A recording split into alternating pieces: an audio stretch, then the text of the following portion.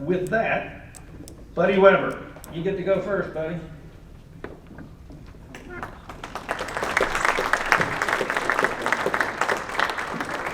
Good afternoon. Excuse me, my name is Buddy Weber. I do speak softly, so I'm going to try to lean into the mic. If you can't hear me, put your hands up. What you're about to hear today is what I call the Cliff Notes version of the Cliff Notes version of the case against Morgan Bettinger. And for anybody that chooses to do so, Morgan's sitting right over there, and you can go introduce yourself afterwards. This is a case study in cancel culture. I'll tell you a little bit about myself. I'm a three-time Who, so to speak. I graduated from here in 1968 as an undergraduate, came back in 1993 as a commanding officer of the ROTC unit, professor of naval science. I taught here for 2 years. Then I retired and went to law school, graduated in 98, and I've been practicing law here in Charlottesville ever since, primarily doing, as a sole practitioner, doing criminal defense. I've had 2 full careers now, 27 years in the Navy and 24 plus going on as an attorney. I mentioned cancel culture. As a lawyer, we live and die by our definitions, and everybody thinks they know what cancel culture is. This definition came right out of an article about 5 days ago written by Fire and published on the Daily Beast, and I think it actually accurately captures what we're about and why cancel culture is important to talk about here at UVA. Campaigns to get people fired, disinvited, deplatformed, or otherwise punished for speech that is or would be protected by First Amendment standards. So that is consistent with one of our 4 pillars of protecting free speech. This case study involves 2 people. It's an encounter between Morgan Bettinger and another student by the name of Ziana Bryant. Morgan was a rising 4th-year student. She's the daughter of a career police officer. Bryant was a rising 2nd-year student and a local political activist, well known in the city of Charlottesville. Briefly, this was an encounter that occurred between these 2. Morgan had been working all day. She had a 12-hour shift, 8 hours down south of here, and then the last few hours in downtown Charlottesville as a nanny. She was about 7:30 at night. She's trying to drive home. Brian had organized a defund the police rally that basically blocked her view. So when Morgan came out of her work, she turned left onto High Street and found the street blocked. And this is what she saw as she's approaching the street. She's trying to get to the stoplight well down the road there just to turn home to turn left and go home. She couldn't do that. She thought she might turn left on 4th Street, but she gets up there and finds out that that's blocked by civilian cars, and there are absolutely no police anywhere to be found. She stops, she gets out, she talks to the truck driver for a little bit. The engine's running, so they have to talk in elevated voice. They talk to each other for a while. The truck driver actually initiated the conversation, asked her if she was all right. Casual conversation about why are you here? I hope you're getting paid well, yada, yada, yada. And she ends up saying, well, it's a good thing that you're here, otherwise these people could become speed bumps. That's the genesis. So after she talks to him, she walks around the truck, goes over there, takes a picture of the rally. As you can see, there's a Care Not Cops, there's a Black Women Matter, there's a Defund the Police sign there. They're all blocking the roadway. The entire protest here, by the way, was fundamentally illegal. It had never been approved to block the roadway. There was no notice to the public. Nobody knew that this road was going to be blocked, so it was completely unknown. But anyway, unbeknownst to Morgan, somebody was standing behind her and a couple protesters, and they heard the word speed bumps, and they started spreading the word around, hey, this woman just said that the protesters would make good speed bumps. So they began to turn their attention to her, and she gets on the phone to her mother, telling her that she's going to be late. She's got to try to figure out a way to get out of there. But meanwhile, as she gets back into her car, they're taking pictures of her, they're videotaping her, they're taunting her, they're threatening her. One woman's beating on the car. Ultimately, she has to get in her car, close the doors, windows up, lock the doors, gets on the phone to the police, and she's trying to back down High Street so that she can back out and go the other way. Meanwhile, they're threatening her. She's on the phone with the police. Takes about 6 minutes for the police to get there. They finally do. As soon as the police arrive, all the protesters disperse from around her car. She's able to turn around and proceed the other way and head home. She ends up stopping, talking to the police a few blocks down, telling them what happened, and then she just goes home and doesn't think much more of it. Well, what happened is, just in a slide here. These are not in order, I'm sorry. Let me tell you what initially happened is, I don't know why these slides are not in order, but Bryant immediately gets on social media and creates an entirely false narrative of what's going on. She said that Morgan had to travel down multiple one-way streets. She drove through 2 police barricades and tried to drive around the dump truck in order to threaten the protesters, and then she said that the protesters would make good speed bumps. So this explodes on social media. Morgan gets a call about 1 o'clock in the morning from a friend saying, "Hey, are you all right?" She says, "Yeah, I'm fine, what's going on?" She finds out that she's getting death threats on social media. What I can tell you is that if it had ended there, it would have been okay. But Bryant goes further and she issues what's called a call to action, which is the standard phrase that they use in the Black Lives Matter movement. Call the deans, demand that UVA take action against this person who threatened our protest and disrupted us. Demand that they stop graduating racist. So in other words, Morgan's a racist just because she was trying to get home. Dean of Students is absolutely inundated with phone calls. I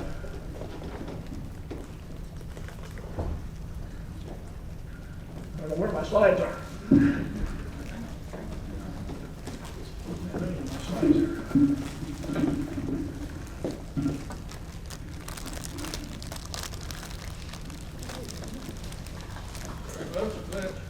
This one.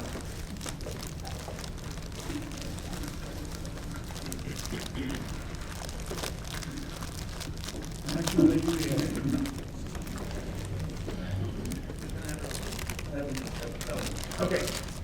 I'm going to ad lib this a little bit here. All right. So what happens is that these students gets inundated with these text messages, phone calls, angry emails, and he sends out a tweet says we're investigating and we'll be taking it all very seriously.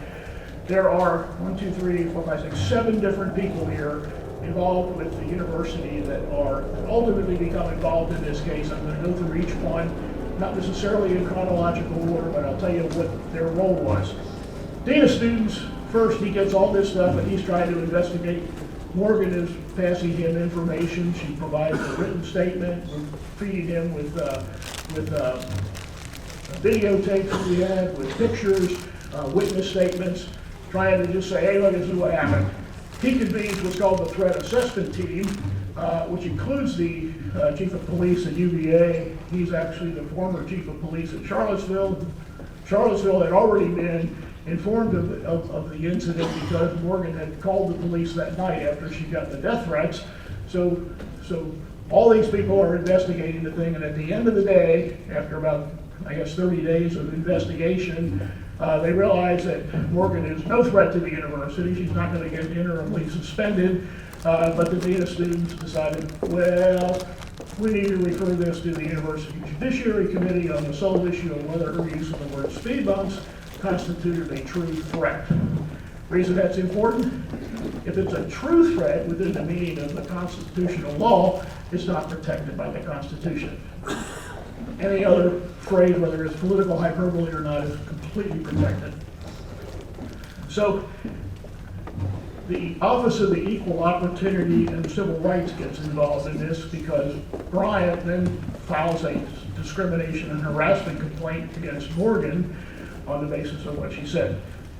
They proceed to an investigation which takes well over a year. I'll go into them a little bit later because ultimately they did the right thing for maybe all the wrong reasons. But immediately, though, the University Judiciary Committee, Bryant also files a complaint with the University Judiciary Committee alleging a violation of standard of conduct 2, which is intentionally or recklessly threatening the health or safety of others.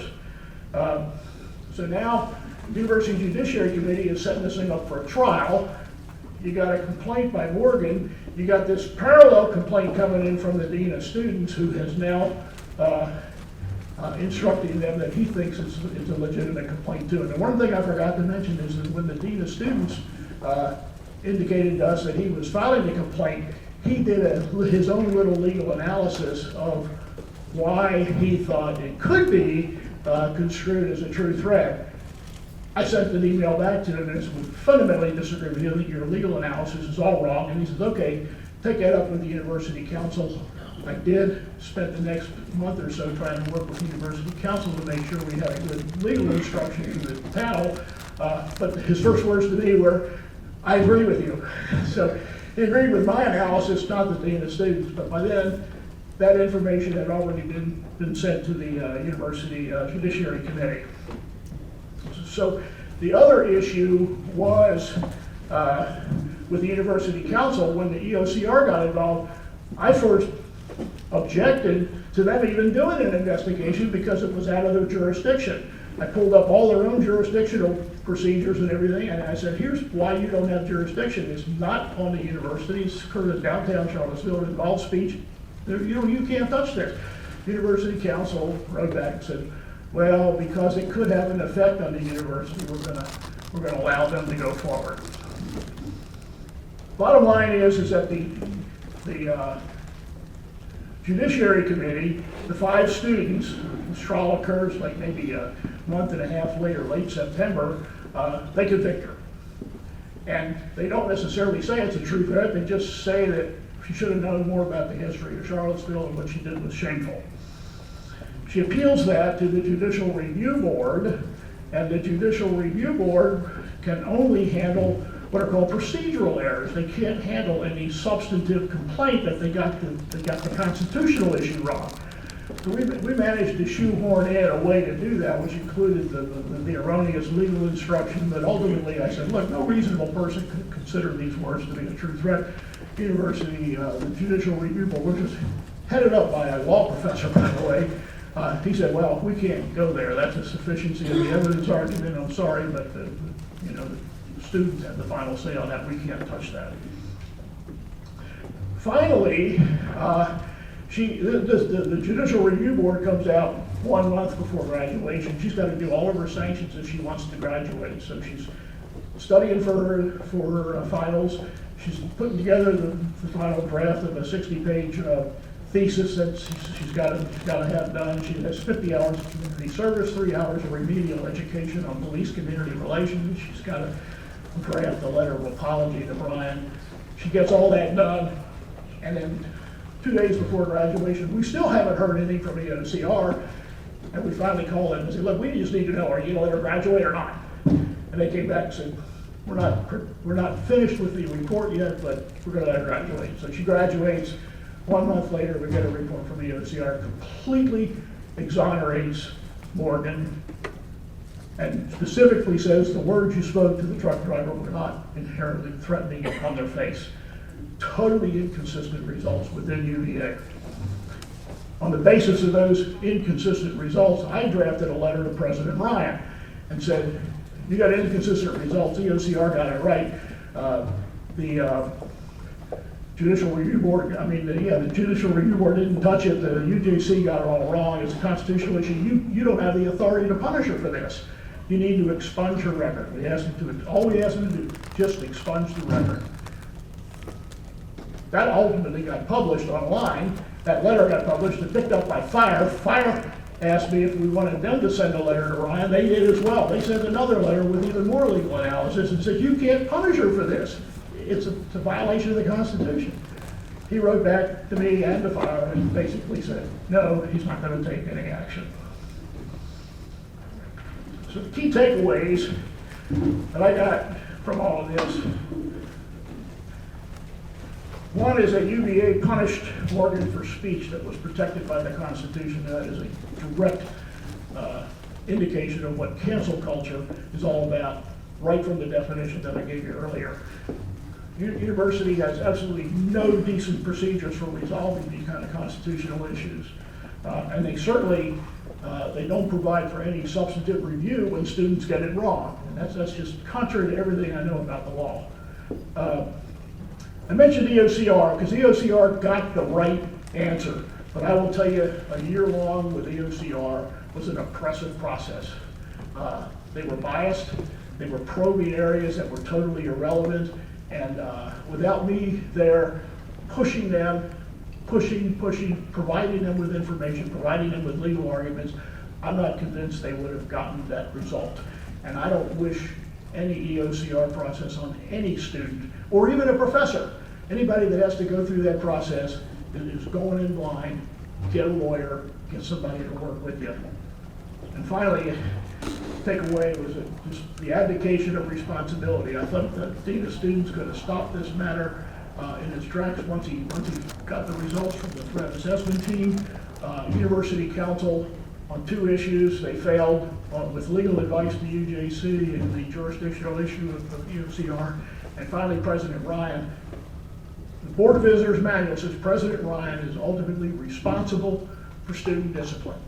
Responsible. He can delegate the authority to do things to anybody he wants. The principle of leadership is that you can always delegate authority, but you can never delegate responsibility. He had the responsibility and the authority to expunge your record, and he didn't. The article from Fire on cancel culture said there's been an uptick in these problems since about 2014. In my view, the problem started here in Charlottesville in August of 2017. We all know what happened there. The alt-right rally came down here, got killed by a car. 2 police officers got killed in a plane crash. But one of the, I think what happened here is that in August of 2017, all the politics changed everywhere, including at the university.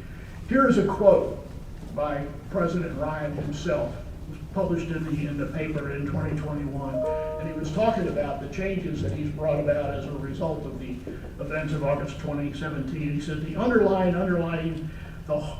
ideology underlying the whole march was that some people are worthy and some people aren't. It was targeted at people of color and Jewish people. I think the only way to combat that is to double down on the fact that that is not what UVA is about. So it appears to me that he's trying to prove that we're not something that I think most of us in here would agree that we never have been. So I think that's the genesis of the kind of cultural changes that we've seen here at UVA. So why am I here? Got my undergraduate experience. Everybody else has their own experience. Bert talked about the honor code. We walked away with that kind of etched in our own hearts. I've been a 29-year resident of Charlottesville. I've seen all this stuff. I was here during the events of 2017. The false narratives that have come out of that are very much akin to the hands up, don't shoot memes that got out of Ferguson. But the kicker for me was Morgan Messenger representing her through this process. And at the time I did that, I got into contact with several other students that were encountering difficulties with the university. Nick Cabrera was one of them. Victoria Spiato was a former president of the AV. She was involved in it, and I came to the conclusion that these kids need somebody to have their back. That's the bottom line for me. Over the week, I had shared. I'm on a little text message group with a group of people. We share these editorials and things like that with each other just to have a discussion going about the politics. And I shared that article from Fire about cancel culture, and I said my experience with Morgan tells me that nobody's going to convince me that it's not a real phenomenon and that it's getting worse. And one of my friends from banking says, well, why is Ryan doing this? I mean, it seems to me he can get out of this fairly easily. All you got to do is expunge the record. He can do it without losing any face.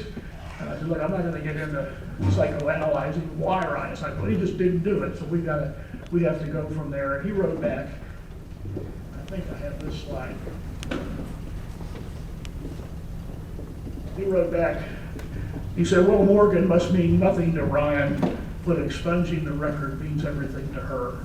And I wrote back and said, bingo, that's exactly right. And I recognized the quote right away. It came right out of Antigone, and we had seen that play together once before. So I thank you for your time.